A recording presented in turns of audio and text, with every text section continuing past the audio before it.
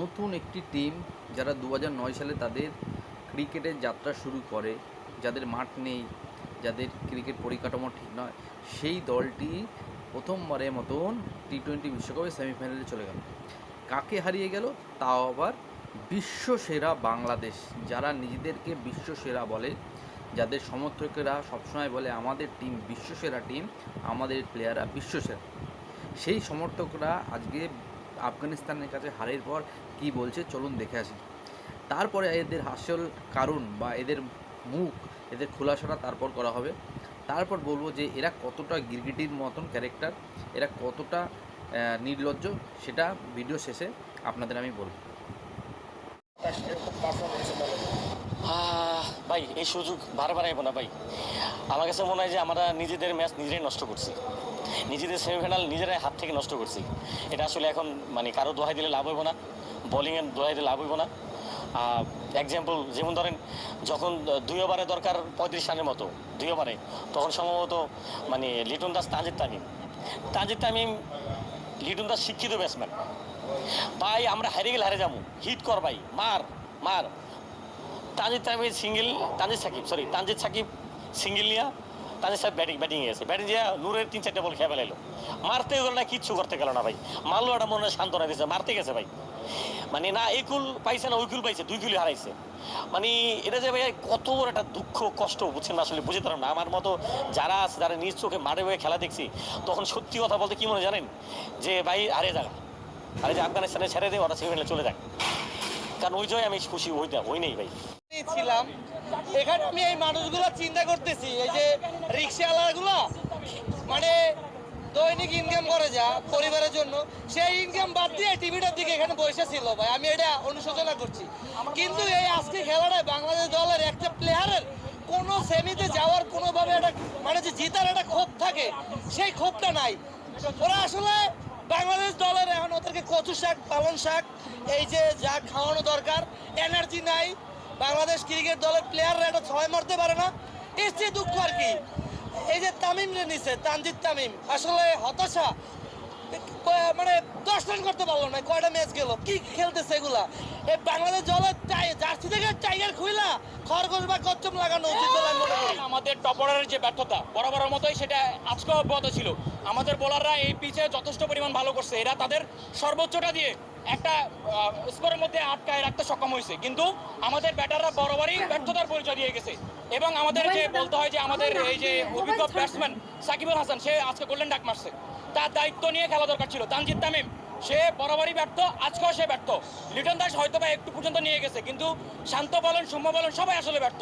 মাহমুদুল্লাহ রিয়াদ বলেন, সবাই আসলে ব্যর্থ। এদের দিয়ে আর কোনো কিছু হবে না। এই অল্প রান যদি এরা চেস না করতে পারে, এদেরকে দিয়ে হবেটা কবে? আমরা ওই যে টপ 8-এ খেলতেছি, এটাই আমাদের ভাগ্য। এরা আসলে আজকে যে সেমিতে খেলবে, এই ধরনের মন মানসিকতা নিয়ে এরা নামে নাই। এরা নামছে ওই যে একটা জয়, কোনো রকম সম্মানজনক জয় হবে, এটা নিয়ে তারা বাড়ি আসবে। মায়ের দোয়া টিম ঘরের ছেলে ঘরে আসবে, এতটুকুই। এরা যে আমাদের উপর দিয়ে কি যাচ্ছে, আমাদের ভিতরটা যে কি হচ্ছে, এরা এগুলো দেখবে না, এরা এগুলো কখনোই দেখবে না। সরকারের কাছে আমি একটাই দাবি করব, এই বাংলাদেশের আবেগ নিয়ে যারা 25 বছরেও এই বাঙালিদেরকে একটা শিরোপা দিতে পারে নাই, যেখানে বিশ্ব সেরা সাকিব আল হাসান, যেখানে বিশ্ব সেরা অনেক কিছু আমাদের এখানে আছে, যেখানে এত আমাদের ব্যক্তিগত অর্জন, এত কিছু আমরা, আমাদের সাথে দিন শেষে আমাদের সাথে আমাদের আবেগের সাথে ভালোবাসার সাথে এরা খুব প্রতারণা করতেছে।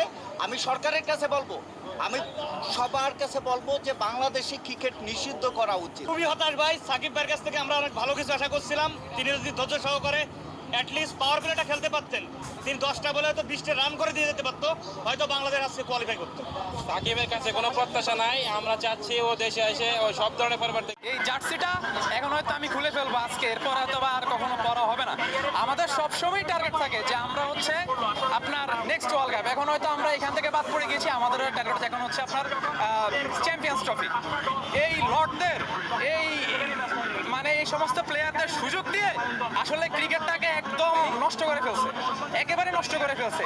আমাদের যে বিচার মানে যারা হচ্ছে কমিটি প্যানেল যারা থাকে, বিসিবিতে যারা দায়িত্বরত আছে, সিনিয়র পারসন, আসলে তারা আসলে নিজের নিজেরা হয়তো বা চায় না যে আমরা আসলে সেমিফাইনাল খেলি, বাংলাদেশ ভালো কোনো জায়গায় যাক। আজকে খেলা দেখে আমি সেটাই বুঝছিলাম। আমাদের টপ অর্ডার যে ব্যাটসম্যান, আমাদের প্রথমে উচিত ছিল যাদের রিশাদকে নামানো উচিত ছিল, তাহলে হয়তো একটু রানটা একটু কমে আসতো। কিন্তু কি করলো সাকিব আল হাসান, যে কিনা একজন সিনিয়র প্লেয়ার হয়েও সে আসলে আজকে স্যাটিসফাইং রেজাল্ট করতে পারে নাই। একেবারেই মানে হতাশ হয়ে 0 রান নিয়ে আমরা এখান থেকে এখন বের হয়ে যাচ্ছি।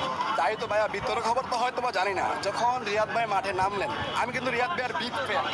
আমি অনেক যুদ্ধ করি, আমার বন্ধুদের সাথে আমি অনেক যুদ্ধ করি যে বুড়ো রিয়াদকে কেন নেয়। আমি রিয়াদ ভাইয়ের বড় ফ্যান, কিন্তু যখন 19 বলে 43 রান দরকার, 2018 সালে রিয়াদ ভাই যখন 4 বলে নিজস্ব 12 রান নিয়েছিলেন, আমাদের আশা ছিল 19 বলে রিয়াদ ভাই 43 রান নিতে পারবেন। যদি 19 বলে 43 রান নাও নিতে পারেন, লাস্টে যখন 3-4 রান লাগবে, 6 মারলে কিন্তু ইকুয়েশন হয়ে যাবে। ইকুয়েশনটা হয়তো আপনারা জানেন, রিয়াদ ভাই যা করলেন ক্ষমার অযোগ্য। কিন্তু ভিতরে খবর তো জানি না, রিয়াদ ভাইকে ভিতর থেকে বলে দেওয়া হয়েছিল যে ম্যাচটা শেষ করে আসো, ম্যাচটা হয়তো আমরা পারতেছি না। একটা ওয়ার্ল্ড কাপের একটা ম্যাচ জয় অনেক কিছু। বাংলাদেশ কিন্তু ইতিহাসে সেরা বিশ্বকাপ এখন অতিক্রম করছে। হয়তোবা ছোট দলকে হারিয়েছে, নেপালকে হারিয়েছে, কিন্তু অন্যান্য বিশ্বকাপে কিন্তু আপনি মনে করেন যে দলগুলো বড় থাকে। নিউজিল্যান্ড, আফগানিস্তান, ইন্ডিয়া, ইংল্যান্ড এগুলোতে খেলা পড়ে, তখন বাংলাদেশ হয়তো একটা ম্যাচ জিতে। কিন্তু এবার 16টা দল নিয়ে খেলা, তার মানে বাংলাদেশ একটা দল বেশি নেপালকে ওই একটা ম্যাচে বেশি জিতছে। এইটাকে আমরা ইতিহাসে সেরা বিশ্বকাপ বলতে পারি, আবার নাও বলতে পারি। আমাদের ভাগ্যবাই সহায় ছিল, কারণ আমরা সুপার 4 থেকেই বাদ করে যাওয়ার কথা। এখানে মায়ের দোয়ে সুপার 8 পর্যন্ত আসছি, আবার সুপার 8-এ এসে ম্যাচ হেরে গেলাম 2টা। এখন আমরা বাদ করে যাই কীভাবে যেন মায়ের দোয়ায়, মায়ের দোয়ায় আমরা এই পর্যন্ত আসতে পারছিলাম, যে এত দূর আসতে পারছিলাম। সমীকরণ এসে বসতে আমাদের ভাবিও নাই যে আমরা সেমিফাইনাল খেলতে পারবো, একটা সুযোগ থাকবে আমাদের। তাও আমাদের দয়া করছিল অস্ট্রেলিয়া, আমাদের দয়া করছিল। তারপরে আবার আপনার আরেকজনের কে হারলো, আমি ভাই সব ভুলে গেছি আসলে। অস্ট্রেলিয়া হারলো, তারপর আপনার আফগানিস্তানও মেবি হারছিল নাকি জানি না, আমার মনে নেই এক্স্যাক্টলি কে হারছে না হারছে। তো এই 2টা ম্যাচ হারার কারণে তো আমরা চান্সটা পাইছিলাম ওদের দয়ায়, কিন্তু আমরা কাজে লাগাতে পারলাম না। নিজেদের যোগ্যতায় তো সেমিফাইনাল আসতেই পারি নাই, মানুষের সহায়তায় ধাক্কায় মনে করেন কোনো রকম জাগে ঢুকাই দিছি যে যা এবার। কারণ ভাই দেখেন, আপনি আবার ভাত খাওয়াই দিতে পারবেন, গিলতে হবে আমার, আপনি মুখে তুলে দিবেন। অন্যান্য দল তো মুখে তুলে দিছিল, গিলতে তো হবে বাংলাদেশের, ওরা গিলতেও পারে নাই। তো দেখলেন বাংলাদেশি সমর্থকরা আজকে কত ক্ষুব্ধ। তাদের সাকিবুল হাসান সুপারস্টারকে তারা এখন উল্টোপাল্টা বলছে, তারা মোহাম্মদুল্লাহ রিয়াদকে এখন উল্টোপাল্টা বলছে। কিছুদিন আগেই নেদারল্যান্ডের সঙ্গে ম্যাচের পরেই কিন্তু এই সমর্থকগুলোই কিন্তু সাকিবুলকে বিশ্বসেরা প্লেয়ার বলছিল। বীরেন্দ্র সেহবাগকে নিয়ে ট্রোল করছিল, বীরেন্দ্র সেহবাগকে উল্টো সিধা বলছিল। সেদিন যখন বীরেন্দ্র সেহবাগ উচিত কথা বলে, সেদিন কিন্তু এরা শুনতে চায়নি। তখন তাদের মনে হয়েছিল যে সাকিবুল হাসান বিশ্বসেরা প্লেয়ার।